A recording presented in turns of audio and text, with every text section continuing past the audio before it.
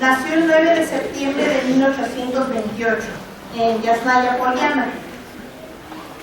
Cuando tenía 2 años falleció su mamá y cuando tenía el 9 también muere su papá, así que rápido se quedó huérfano. Se educó en su infancia y adolescencia con tutores franceses y alemanes. Entró a la Universidad de Kazán en 1844.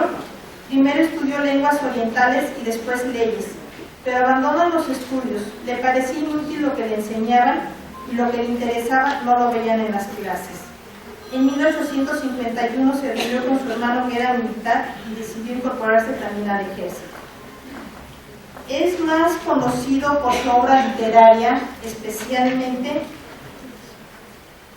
su finca de Yasnaya Poliana. Es reconocido por sus obras La Guerra y la Paz y Ana Karenina, pero se le conoce poco por su labor educativa.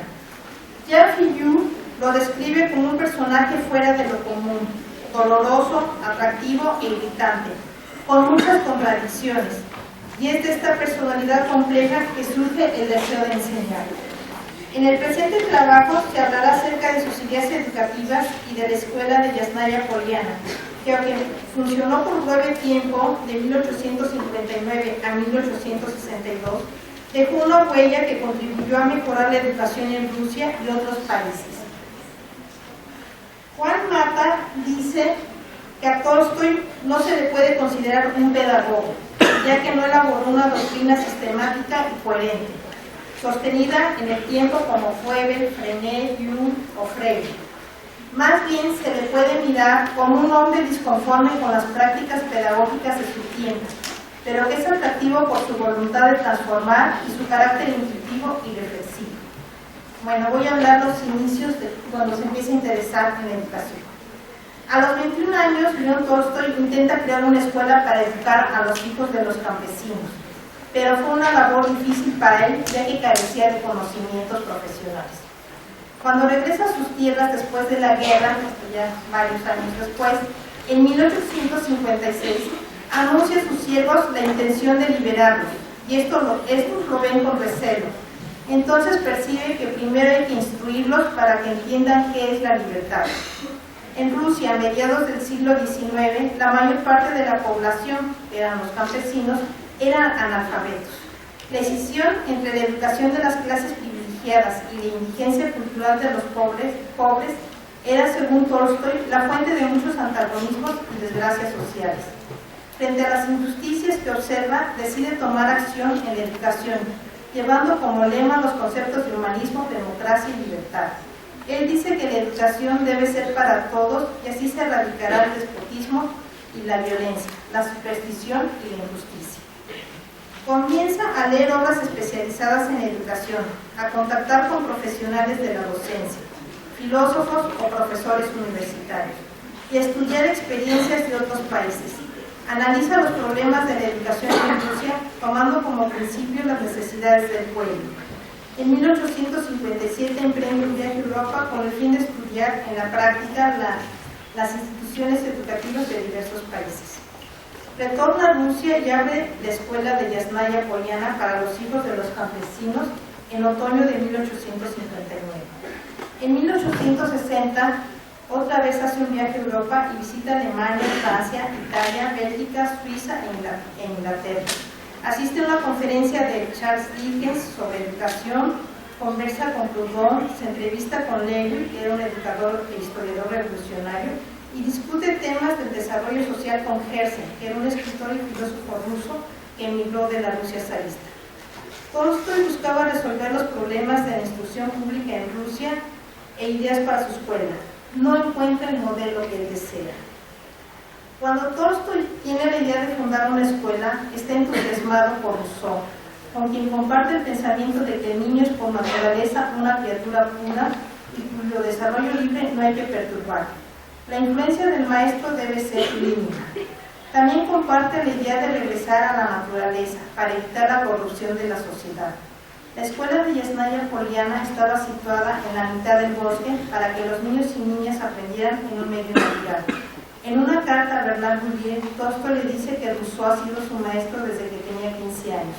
Rousseau para él no envejece. El contenido de las concepciones pedagógicas de Tolstói son producto de su experiencia, fruto de una interacción entre la teoría y la práctica.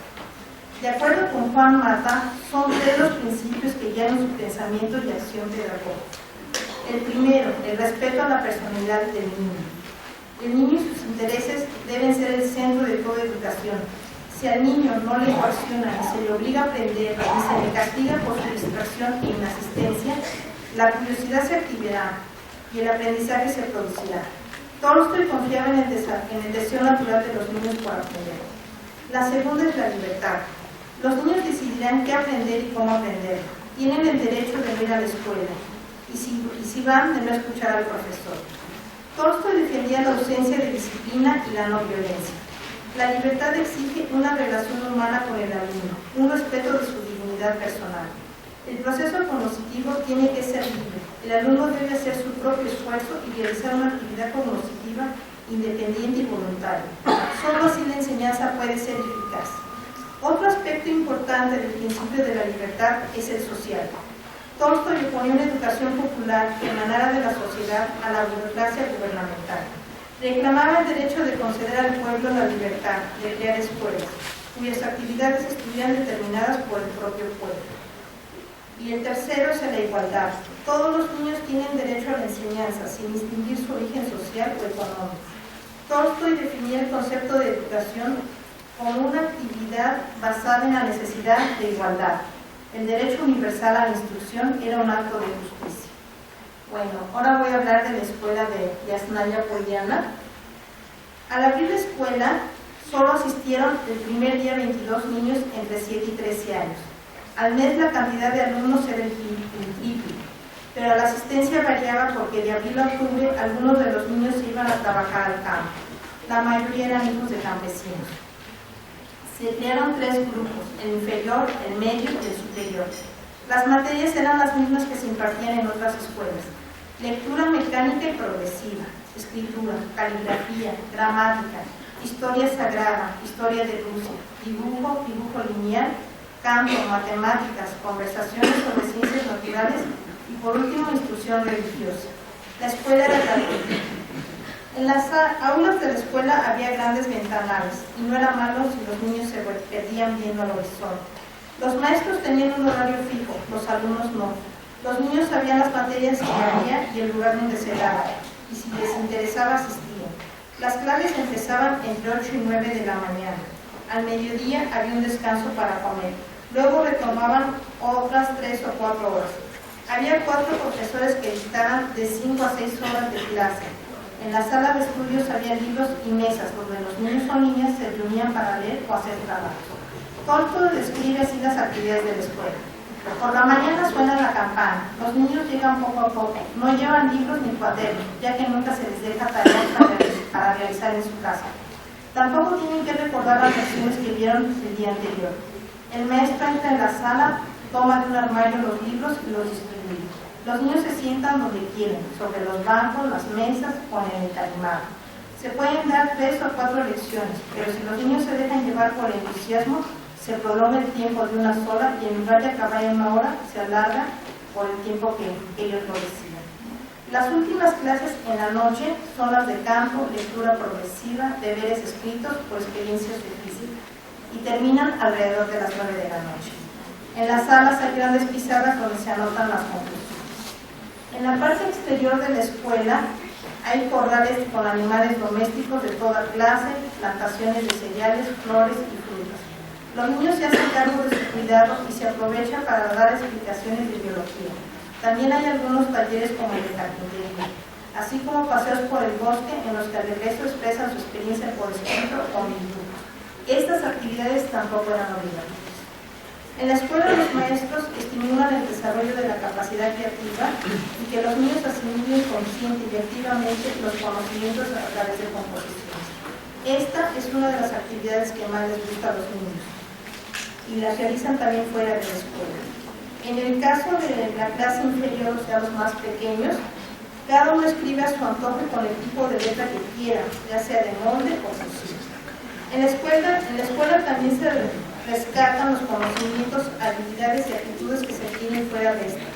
Las experiencias adquiridas en el mundo circundante son necesarias para el éxito de la actividad escolar y hay que hacerlas conscientes. Es la relación estrecha con la vida la que debe sostener cualquier acción educativa.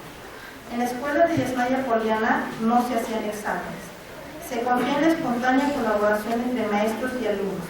Si alguien se atrasa, se le pide a un compañero que le vuelva a explicar y este puede expresar que lo entendió oralmente o a través de un dibujo. Entre los mismos niños se hacen rondas de preguntas o uno le repite a otro lo que acaba de aprender.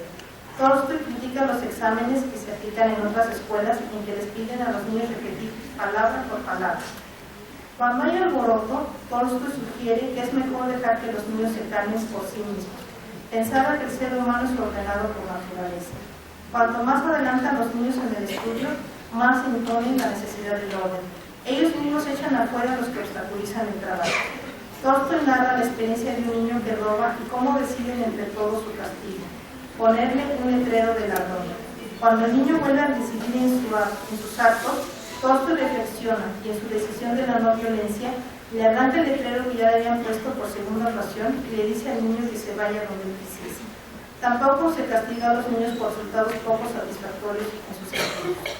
Las tareas de los profesores eran más complejas que las de una escuela con horarios fijos. Los maestros llevan un diario de estudio que intercambian con sus colegas el domingo y hacen una planificación para la siguiente semana que pueden llevar a cabo de acuerdo a las peticiones de los alumnos.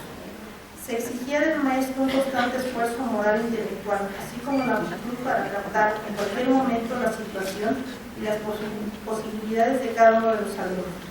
Se exigía del maestro lo que hoy se denomina la creatividad pedagógica. La novedad de la escuela fue su falta de metodología. La estructura y el contenido variaban según el desarrollo de los niños, las posibilidades de la escuela y de los maestros. El propio Tolstoy participó como docente. Enseñaba al grupo superior matemáticas, física, historia y algunas otras materias. Él utilizaba cuentos para enseñar los rudimentos de la ciencia. Tolstoy pudo describir y teorizar la experiencia pedagógica en la revista Yasnaya Poliana, que él creó en los tiempos que se desarrollaba la escuela.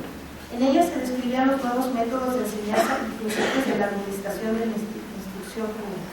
La finalidad de la revista consistía en exponer la investigación acerca de la experiencia de la actividad educacional libre, así como identificar los elementos esenciales del proceso de enseñanza. En esta revista participó Tolstoy con varios artículos y también hubo algunos colaboradores. La importancia de la experiencia de Yasnaya Poliana fueron los descubrimientos que realizó Tolstoy, el conocimiento obtenido por los errores y las rectificaciones que hizo. Analizó sus prácticas cuidadosamente y así pudo encontrar el camino que buscaba hacia la meta de la educación libertaria. Para él significó mucho esta experiencia, pero su actividad pedagógica despertó sospechos del poder zarista. Muchos veían en la escuela una tácita denuncia de las prácticas educativas oficiales y una incitación a impugnar el orden social establecido. En julio de 1862, su casa y la escuela fueron invadidas por la policía, que buscaba pruebas incriminatorias de su actividad conspirativa. Leyeron los diarios y la correspondencia privada de Tolstoy y no encontraron nada. La revista fue calificada de peligrosa para los principios básicos de la religión y la moral. En ese año se cerró la escuela. De todas formas, Tolstoy continuó publicando escritos sobre educación. Escribió un manual para el aprendizaje de la lectura, la escritura y la aritmética, el abecedario que se publicó en 1872, el cual provocó debates entre los especialistas de la enseñanza de las primeras letras. Más adelante publicó el nuevo abecedario que había sido corregido y era más universal que el primero, e incluía cuentos para niños. Este tuvo más éxito y fue utilizado en las escuelas públicas. Gracias a su iniciativa de la escuela se echaron a andar otras escuelas populares. Sus experiencias atrajeron la atención de la opinión pública de su país y del extranjero y favorecieron el desarrollo de la educación primaria. A Tolstoy se le considera paladín de la escuela nueva, uno de los iniciadores de la pedagogía libertaria, así como de la escuela antiautoritaria. Si leen el libro de la escuela de Yasnaya Poliana, es interesante porque Tolstoy describe, no pone sus textos, se va poniendo cómo fueron experimentando para enseñar la historia, para enseñar la escritura, y eso es muy, muy interesante, la forma en que lo describen. Gracias.